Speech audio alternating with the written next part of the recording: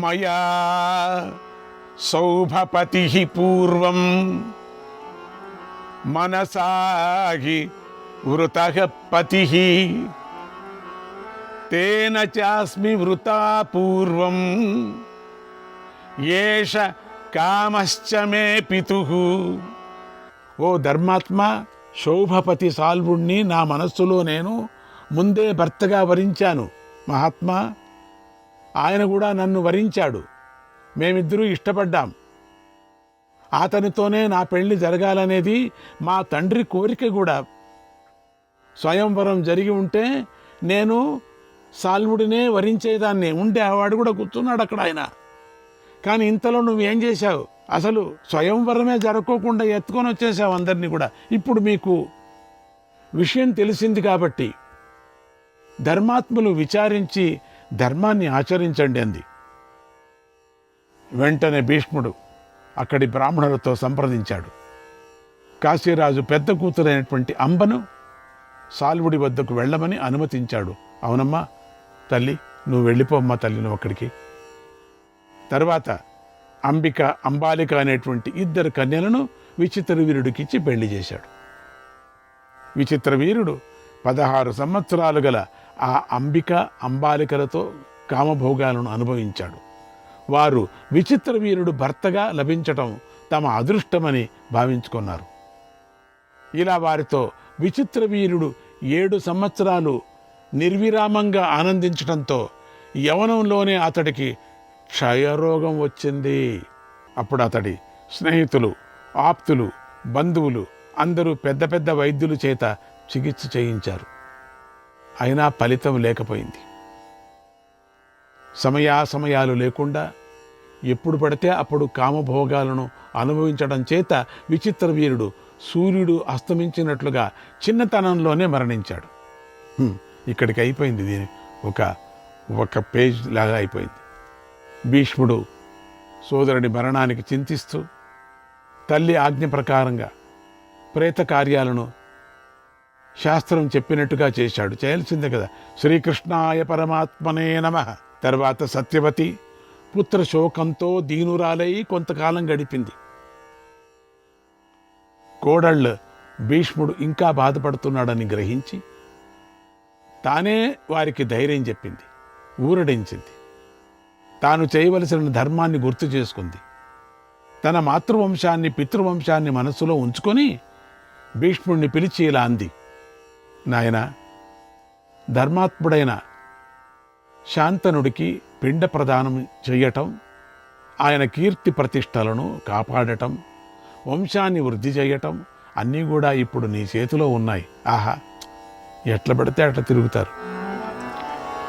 యథా కర్మ శుభం కృత్వా స్వర్గోపగమనం ధ్రువం యథా చాయుర్ధ్రువం సత్యే త్వయి ధర్మస్తథా ధ్రువః. పుణ్యకర్మలు చేస్తే స్వర్గలోకము లభించటం అనేది నిశ్చితం. ఇవంతా ఇంకా ధర్మ సంఘటాలు పెడుతూ ఉంది, మెల్లగా లేవదీస్తుంది, పీటికను వేస్తూ ఉన్నది. డైరెక్ట్గా మాట్లాడరు కొంతమంది, ఇండైరెక్ట్గా తిప్పి తిప్పి తిప్పి తిప్పి కొడతారు. సత్యాన్ని పలకటం చేత ఆయుస్సు వృద్ధి చెందటం అనేది నిశ్చితం నాయనా.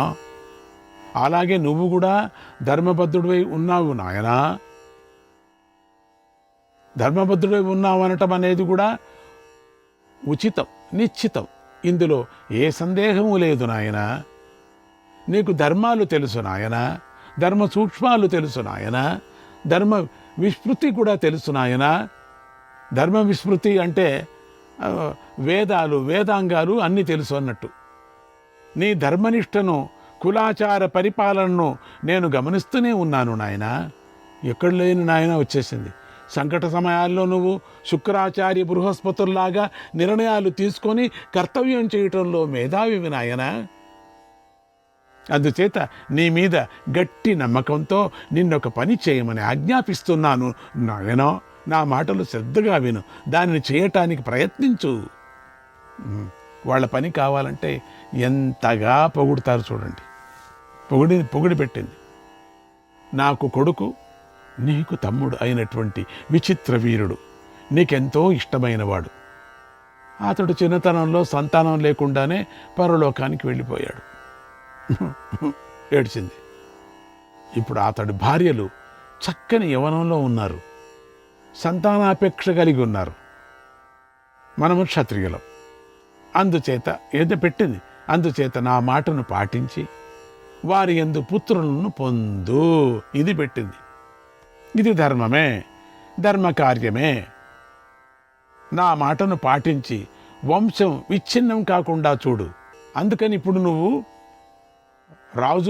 రాజుకా ప్రజలను రాజుగా నువ్వు ఇప్పుడు రాజు అయిపో, నువ్వు ప్రజలను పాలించు, ధర్మ ప్రకారంగానే పెళ్లి చేసుకో అంటే పబ్లిక్లోనే చేసుకో పెళ్లి అన్నట్టుగా నేను చెబుతున్నాను. నేను నా ఆజ్ఞ, మన పితృదేవతలను నరకంలో పడకుండా చూడు అన్నది.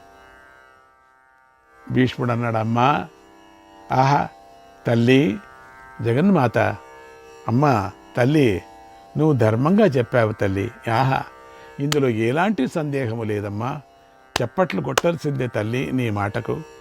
కానీ లోభంతో నేను రాజును కాను, పెళ్లి చేసుకోను, వీటిని స్వీకరించటానికి నా మనస్సు అంగీకరించటం లేదు. రాజ్యాన్ని చేపట్టడం, పిల్లలను కనటం అనేటువంటి ఈ రెండు విషయాల్లోనూ నేను చేసిన తీవ్రమైనటువంటి ప్రతిజ్ఞ నీకు తెలుసు, నీకోసమే చేశాను. పరిత్యజేయం త్రైలోక్యం రాజ్యం దేవేషు వా పునః యద్ వాప్యధికమేతాభ్యాం నతు సత్యం కథం చన. నేను త్రిలోక రాజ్యాన్ని లేదా దేవతా సామ్రాజ్యాన్ని లేదా ఈ రెండిటికన్నా మించినది ఏదైనా ఉన్నా సరే దాన్ని విడిచిపెడతాను, కానీ సత్యాన్ని మాత్రం విడిచిపెట్టను. అమ్మా, భూమి గంధాన్ని వదిలిపెట్టవచ్చు, నీరు రుచిని విడిచిపెట్టవచ్చు, రుచిని ఎక్కడా విడిచదులేండి, విడిచిపెట్టవచ్చు. తేజస్సు రూపాన్ని కోల్పోవచ్చు, ఎక్కడ కోల్పోతుంది తేజస్సు? కోల్పోవచ్చు. ఒకవేళ గాలి స్పర్శను విడిచిపెట్టవచ్చు, స్పర్శనే కదా గాలి, ఎట్లవుతుంది? విడిచిపెట్టచ్చు ఒకవేళ. అలాగే సూర్యుడు వెలుగును, అగ్ని వేడిని, ఆకాశం శబ్దగుణాన్ని విడిచిపెట్టవచ్చు, కానీ చంద్రుడు చల్లదనాన్ని విడిచిపెట్టవచ్చు, ఇంద్రుడు పరాక్రమాన్ని, యమధర్మరాజు ధర్మాన్ని విడిచిపెట్టవచ్చు. నా త్వహం సత్యముత్ స్రష్టం వ్యవసేయం కథంచన. నేను మాత్రం ఎలాంటి పరిస్థితిలోనూ సత్యాన్ని విడిచిపెట్టను. సమస్త ప్రపంచము నశించిన, నాకు అమరత్వము సిద్ధించిన, త్రిలోకరాజ్యం లభించిన, నేను నా ప్రతిజ్ఞను విడిచిపెట్టను అన్న భీష్ముడి మాటలు విని సత్యవతి ఇలా అంది. ఏమంటుంది ఇంకా? నాయన, నీ గురించి నాకు తెలుసు, నీ సత్యనిష్ట నాకు తెలుసు. నువ్వు తలుచుకుంటే నీ తేజస్సుతోనే ముల్లోకాలను సృష్టించగలవు. నీ సత్య ప్రతిజ్ఞను నేనెప్పుడూ మరిచిపోను. కానీ ఆపద్ధర్మానుసారంగా ఈ రాజ్యాన్ని పాలించు, వంశపరంపరను నిలబెట్టు, ధర్మానికి పరాభవం కలగకుండా చూడు, మిత్రులకు సంతోషం కలిగించు, మంచి ఉపాయం ఏదైనా ఉంటే దాన్ని వెంటనే ఆచరించు నాయనా అని ఇలా సత్యవతి దీనంగా పలికింది. రాజ్యము వంశము నాశనం అవుతుంది కదా అని. భీష్ముడు ఆమెతో, అమ్మా, ధర్మం వైపు చూడు తల్లి, ధర్మ మార్గాన్ని విడిచిపెట్టవద్దమ్మా, అందరినీ నాశనం చేయకు. అట్లా మనం చేస్తే, ధర్మ అసంబద్ధమైనటువంటి కార్యక్రమాలు మనం చేస్తే వంశమే నశించిపోతుంది. క్షత్రియుడు సత్య నుండి భ్రష్టుడు కావటం ఈ ధర్మంలో కూడా, ఈ ధర్మంలో కూడా మంచిది అని చెప్పడం లేదు కదా తల్లి. ఓ రాజమాత, శాంతన మహారాజు వంశం ఇంతటితో ఆగకుండా ఉండే ధర్మబద్ధమైనటువంటి ఒక ఉపాయాన్ని చెబుతాను విను. నేను చెప్పిన ఉపాయాన్ని బుద్ధిమంతులు, పండితులు, ఆపద సమయంలో ధర్మం చెప్పే నేర్పురాలైన వారితోనూ సంప్రదించు. ధర్మం ప్రకారంగానే నేను వెళుతున్నాను. తరువాత లోకాచారాన్ని కూడా గమనించు. ఆ తరువాత ఏమి చెయ్యాలో నిశ్చయించుకో అన్నాడు భీష్ముడు. అందరితో కూర్చొని మాట్లాడదాం, సభ జరుపుదాం, ధర్మసభను జరుపుదాం, ధర్మ తీర్మానం చేసుకుందాం.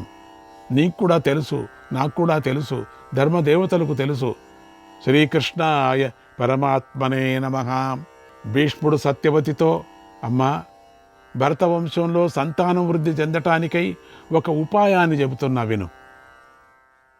ఎవడైనా గుణవంతుడు, నియమవంతుడు అయినటువంటి బ్రాహ్మణుడికి ధనమిచ్చి నియమించు. అతడు విచిత్ర వీరుడి భార్యల యందు సంతానాన్ని కంటాడు అన్నాడు. సత్యవతి విచిత్రంగా నవ్వుతూ, నాయన, నువ్వు చెప్పింది నిజమే, ఉంది, ధర్మశాస్త్రంలో ఉంది. అయితే నీ మీద నమ్మకంతో మన వంశాభివృద్ధి కోసం నీకు ఒక మాట చెబుతున్నాను. ఆపద్ధర్మాన్ని పరిశీలించే నీకు ఈ మాటను చెబుతున్నాను విను. మన వంశంలో నువ్వే ధర్మాత్ముడు, ధర్మ ప్రకారంగానే వెళ్ళంటున్నావు కాబట్టి నేను ధర్మ ప్రకారంగా వెళుతున్నాను. ఎటు తిరిగి భీష్ముడినే ఇరికిస్తుంది ఈవిడ. సత్యస్వరూపుడవు, ఉత్తమ గతివి కనుక నా మాటలు విని ఆ తరువాత చేయవలసినటువంటి కర్తవ్యాన్ని చెయ్యి అని చెప్తూ ఉంది. నువ్వు వసుమహారాజు పేరు విని ఉంటావు కదా. ఆయన శుక్లాన్ని ఒక చేప మృంగి గర్భాన్ని ధరించి ప్రసవించటం వల్ల నేను పుట్టానని తెలుసు కదా నీకు. తర్వాత ఒక పల్లెవాడు నన్నొక పుత్రికగా భావించి పెంచాడు. నేను అక్కడ రేవులో బాటసాలను అవతలి ఒడ్డుకు దాటిస్తూ ఉండేదానిని కదా. ఒకనాడు పరాశరముని వచ్చి నన్ను చూసి మోహించాడు. అప్పుడు ఒక ప్రక్క తండ్రి భయం, మరో ప్రక్క ఋషిశాపభీతి భయం నన్ను పీడించాయి. పరాశర మహర్షి అప్పుడు నాకు దుర్లభమైన వరాలిచ్చి సంకట స్థితి నుండి గట్టెక్కించాడు. నేనింకా సందేహిస్తూ ఉండగానే ఆయన తన తపశ్శక్తిని ప్రదర్శించాడు. నా శరీరం మీద మత్స్యగంధం పోయేలాగా చేసి నన్ను యోజనగంధిని చేశాడు. నాతో ఆనందించాడు. నాకొక పుత్రుణ్ణి ప్రసాదించి, ఈ యమునా ద్వీపంలోనే ఈ పుత్రుణ్ణి విడిచిపెట్టు, నువ్వు కన్యగానే మిగిలిపోతావన్నాడు. పారాశర్యో మహాయోగి సబభూవ మహాన్ ఋషి కన్యాపుత్రో మమ పురా ద్వైపాయనగితి శ్రుతః. నేను కన్యగా ఉన్నప్పుడే నా గర్భం నుండి మహాయోగి, మహర్షి అయినటువంటి ద్వైపాయనుడు జన్మించాడు. అతడే వ్యాసుడు. యో వ్యస్య వేదాంశ్చతురః తపసా భగవాన్ ఋషి లోకే వ్యాసత్వమాపేదే కార్ష్ణ్యాత్ కృష్ణత్వమేవ చ. పూజ్యుడైన ఆ మహర్షి తన తపశ్శక్తితో 4 వేదాలను వేరువేరుగా విభజించి వ్యాస అంటే విభజించువాడు అనే పదవిని పొందాడు. పుడుతూ ఉండగానే 20 సంవత్సరాలు అయిపోయాడు, అంత పెద్ద అయిపోయాడు. మహాయోగి. నల్లగా ఉన్నాడు కాబట్టి అతన్ని లోకులు కృష్ణ అని పిలిచారు. ఆ బాలుడు జన్మిస్తూనే పెరిగి పెద్దవాడైపోయాడు. అసలు బాలుడుగా లేడు, పెద్దవాడైపోయాడు. మనమిద్దరము కలిసి పట్టుబడితే ఆయన విచిత్ర వీరుడి భార్యల నుండి పుత్రులను కంటాడు. ఆహా, ఎంత పెద్ద న్యాయం చెప్పిందో చూడండి. తన కొడుకే కదా అని చెప్పింది. సహి మాముక్తవాంస్తత్ర స్మరేహే కృచ్ఛ్రేషు మామితి తం స్మరిష్యే మహాబాహో యది భీష్మ త్వమిచ్చసి. అతడు తండ్రితో కలిసి వెళ్ళిపోతూ, తల్లి, నువ్వు ఎప్పుడు పిలిస్తే నేను అప్పుడు నీ ముందు ఉంటాను అన్నాడప్పుడు. భీష్మ, నువ్వు చెబితే నేను ఆ తపస్విని ఇప్పుడే పిలుస్తాను. నేను కళ్ళు మూసుకొని ఇప్పుడే పిలిస్తే వస్తాడు, ఎప్పుడు పిలిస్తే అప్పుడు వస్తాడు, ప్రత్యక్షమవుతాడు. అంత శక్తివంతుడు. అతడు విచిత్ర వీరుడి భార్యలకు సంతానాన్ని ప్రసాదిస్తాడు. ముట్టకోకుండానే సంతానాన్ని ప్రసాదిస్తాడు. బ్రాహ్మణులతో అక్కర్లేదు అంది సత్యవతీదేవి. ఆ మహర్షి పేరు పలకటంతోనే భీష్ముడు 2 చేతులు జోడించి ఇలా అన్నాడు. తెలుసు కదా, ధర్మమర్థంచ కామంచ ధర్మమర్థంచ కామంచ త్రినేతాన్యోను పశ్యతి అర్థమర్థాను బంధంచ ధర్మం ధర్మానుబంధనం కామం కామానుబంధంచ విపరీతాన్ పృథక్ పృథక్ యో విచింత్య ధియా ధీరః వ్యవస్యతి సబుద్ధిమాన్. ధర్మం, అర్థం, కామం అనేటువంటి ఈ మూడింటిని పదే పదే ఆలోచించి ధర్మాన్ని దాని ఫలాన్ని, అర్థాన్ని దాని ఫలాన్ని, కామాన్ని దాని ఫలాన్ని, విపరీత ఫలాలను వేరువేరుగా ఆలోచించి తన బుద్ధి చేత మంచి చెడ్డలను నిర్ణయించుకునేవాడే ధీర పురుషుడు, బుద్ధిమంతుడు అని అనిపించుకుంటాడు. అమ్మా, నువ్వు చెప్పిన మాట ధర్మంగా ఉంది తల్లి, మన వంశానికి మేలు కలిగించేదిగా ఉంది, యోగశక్తితో నీ పెద్ద కొడుకు మంచిదిగా ఉంది, నాకు నమ్మకం కలిగింది తల్లి అన్నాడు. ఇలా భీష్ముడు అంగీకరించగానే సత్యవతి కృష్ణాద్వైపాయన మునిని స్మరించింది. వెంటనే వేదమంత్రాలను పఠిస్తూ అక్కడ వ్యాస మహర్షి ప్రత్యక్షమయ్యాడు.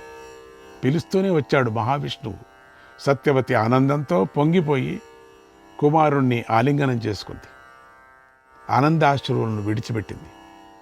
సత్యవతికి ప్రథమ పుత్రుడైన వ్యాస మహర్షి తన కమండలంలోని పవిత్ర జలాన్ని ఆమె మీద చల్లి నమస్కారం చేసి ఇలా అన్నాడు: భవత్యా యది బిప్రేతం తదహం కర్తుమాగతః షాధిమాం ధర్మతత్వజ్ఞే కరవాణి ప్రియం తవ. తల్లి, నీకు ధర్మతత్వం గురించి బాగా తెలుసు. నీ కోరిక తీర్చడానికి నేను వచ్చాను. నన్ను ఆదేశించు తల్లి. నిన్ను సంతోషపరచడానికి నేనేమి చెయ్యాలో చెప్పు అన్నాడు. ఇంతలో రాజపురోహితుడు అక్కడికి వచ్చి వ్యాస మహర్షిని పూజించాడు. ఆయన ఆ పూజను స్వీకరించి ఆనందించాడు. ఆసనం మీద కూర్చున్న తరువాత సత్యవతి ఆయనతో, ఓ వ్యాస, తల్లిదండ్రులిద్దరికీ పుత్రుడి మీద సమానాధికారం ఉంటుంది కదా. తండ్రి పుత్రుడికి యజమాని అయినట్లే కదా. తండ్రి పుత్రుడికి యజమాని అయినట్లే తల్లి కూడా అయి ఉంది కదా. ఇందులో ఎలాంటి సందేహము లేదు. బాగా దీన్ని వినండి. ఓ బ్రహ్మర్షి, ఇక్కడే ధర్మ సందేశాలు కలుగుతుంటాయి చాలామందికి. మళ్ళీ మళ్ళీ వింటే మీకు ధర్మ సందేశాలు కలగవు. అదిగాక వ్యాసుడిలాగా మనం ఉండటానికి వీల్లేదే. మనం ప్రత్యక్షంగా అవుదామా చూస్తాం. పిలుస్తూనే మహాయోగి, ఓ బ్రహ్మర్షి, నా పూర్వజన్మ పుణ్యం వల్లనో దైవయోగం వల్లనో నువ్వు నాకు పెద్ద కొడుకు అయినట్లుగానే విచిత్ర వీరుడు చిన్న కొడుకు అయ్యాడు. శ్రీకృష్ణాయ పరమాత్మనే నమః.